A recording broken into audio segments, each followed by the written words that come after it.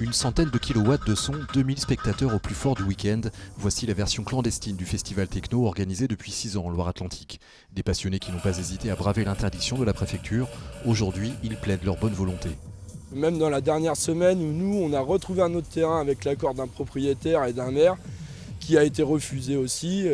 Ce qui nous a poussé, comme on a dit dans la lettre qu'on a envoyée au préfet, à nous pousser à faire de l'illégal, comme ce qui se passe ici aujourd'hui. Une illégalité qui a évidemment des conséquences. Dimanche soir, une partie du matériel de sonorisation a été saisie sur la route du retour par les forces de l'ordre.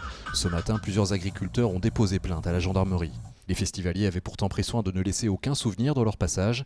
Certains en garderont un bon, comme Roland, 68 ans. Il a même posté un message de solidarité sur Facebook qui a recueilli 1 millier de j'aime et une centaine de remerciements.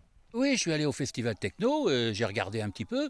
Non, mais en fait, tous ces jeunes, bon, bien sûr, ils ont des looks un peu impressionnants parfois pour certains, mais dans le fond, ils ressemblent à mes enfants et à mes petits-enfants, à mes neveux, à mes nièces. Ce sont des gens qui... Écoutez, moi, il y a 50 ans, hein, quand je faisais du rock là, avec Elvis Presley, Dick Rivers et compagnie, c'est pareil, on surprenait nos anciens, mais faut bien que jeunesse se passe, enfin. Et pour que jeunesse se passe, la préfecture a promis des suites judiciaires à ce passage en force. Depuis 6 ans, les amateurs de techno jouaient pourtant la carte légaliste.